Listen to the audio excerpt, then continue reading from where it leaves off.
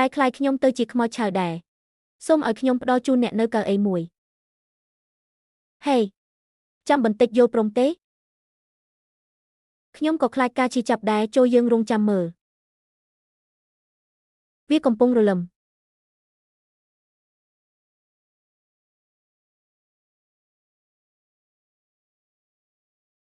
ស្ដេចសឹងតូចមានរាងកាយល្អណាស់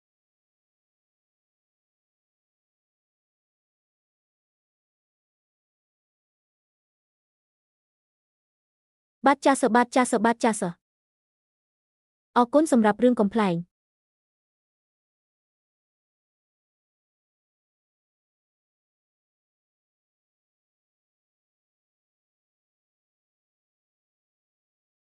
ចាំសិនតើភាពយន្តភ័យរន្ធត់នេះបានប្រែក្លាយទៅជាការចាក់បញ្ចាំងពាក់កណ្ដាលអាធ្រាត្រយ៉ាងដូចម្ដេច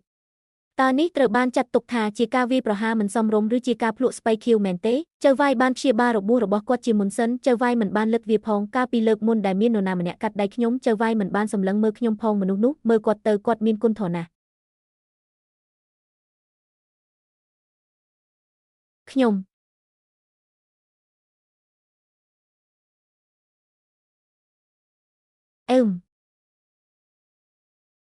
មែនហើយគាត់នៅតែចង់ស៊ីខ្ញុំដដែលដល់ពេលញ៉ាំអាហារហើយខ្ញុំខុសហើយប្អូនប្រុសរបស់ខ្ញុំមិនគួរជាអ្នកគាំទ្រតារាល្បីទេសូមកុំស៊ីខ្ញុំទៀតអីយល់ទេ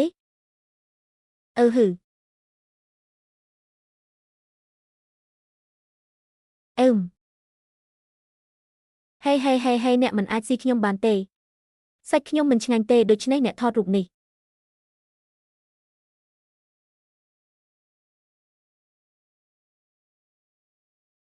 បើមិនដូច្នោះទេខ្ញុំនឹងចម្អិនម្ហូបឲ្យអ្នក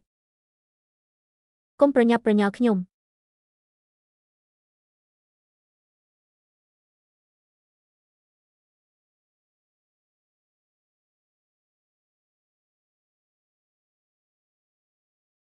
អស្ចារ្យណាស់ខ្ញុំសន្យាថាអ្នកនឹងអាចញ៉ាំវាបានអ្នកគឺជាអ្នកដែលស៊ីខ្ញុំប្រាប់ខ្ញុំផងម្ហូបអ្វីអូ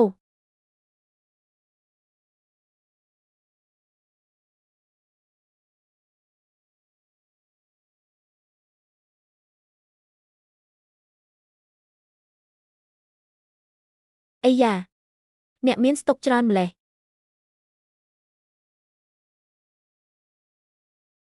ចុះក៏គិតមីសាច់គោរបស់ប្រជាជន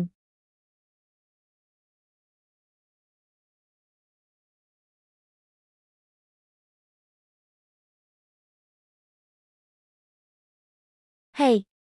ខ្មោចឆៅចាយខ្ជះខ្ជាយរបស់អ្នកតើអ្នកដឹងទេថាមីមួយពែងឥឡូវនេះមានតម្លៃថ្លៃជាងមាសទៅទៀតសម្ភារៈទាំងនេះត្រូវបានផ្លាស់ទីមកទីនេះបន្ទាប់ពីខ្ញុំបានប្រថុយជីវិតរបស់ខ្ញុំអូយខ្ញុំអាចរើសតែអាហារដែលនៅសល់ហើយបន្ថែមរសជាតិខ្លះបានតើអ្នកនឹងបោះវាចោលបែបនេះមែនទេ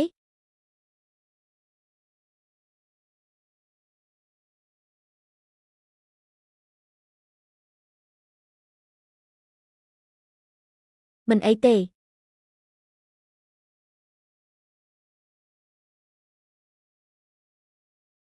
ប្រសិនបើអ្នកញ៉ាំតិចអ្នកនឹងញ៉ាំអស់ចានយ៉ាងលឿនតើយើងគួរទៅដល់មូលដ្ឋានសុវត្ថិភាពដោយរបៀបណា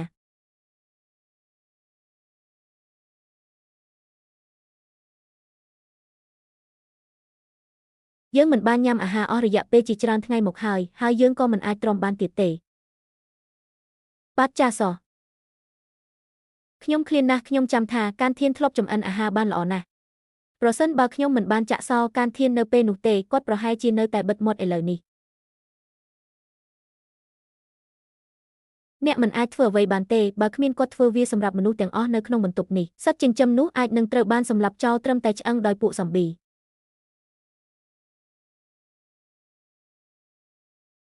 អស្ចារ្យមែន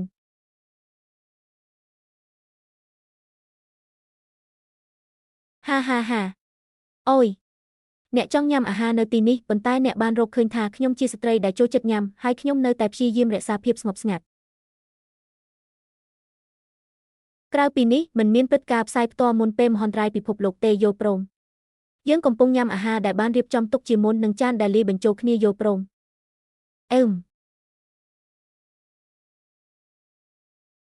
អ្នកមិនញ៉ាំអាហារដែលផលិតរួចជាស្រេចទេប៉ុន្តែអ្នកចង់ញ៉ាំអាហារដែលទើបធ្វើថ្មីយើងក៏មិនមានគ្រឿងផ្សំដែរអ្នកមិនអាចចម្អិនដោយគ្មានអង្ករបានទេអ្នកដឹងទេស្រមុក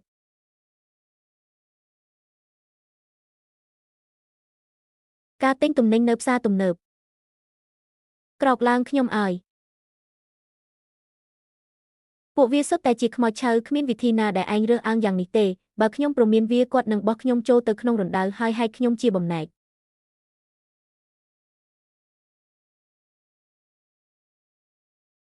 អស្ចារ្យមែន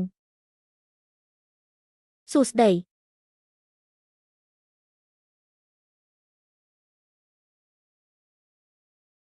ហេតុអ្វីខ្ញុំត្រូវស្លាប់បើខ្ញុំគ្រាន់តែជាឧបករណ៍មួយខ្ញុំនឹងត្រូវសម្លាប់ដោយអ្នក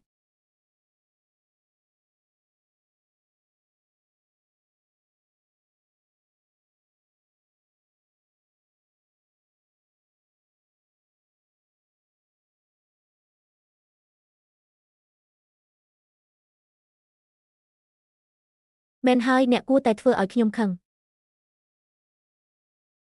នៅទីនោះ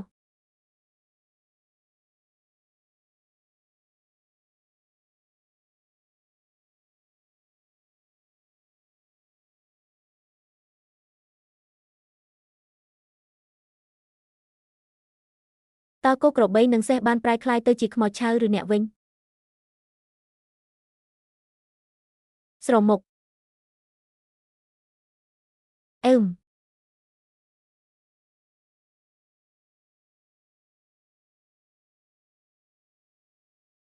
អស្ចារ្យមែនទិញដោយឥតគិតថ្លៃ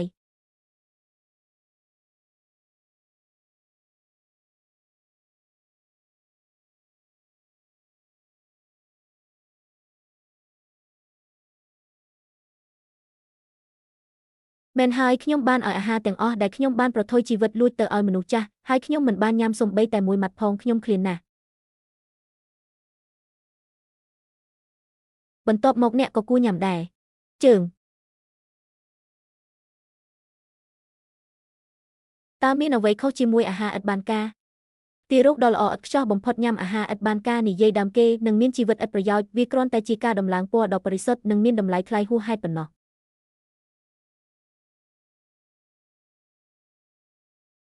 នេះមួយនេះ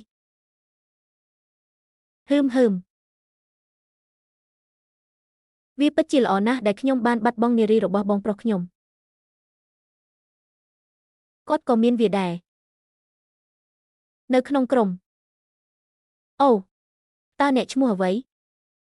អូខ្ញុំចង់សួរថាតើអ្នកឈ្មោះអ្វីខ្ញុំយល់ហើយ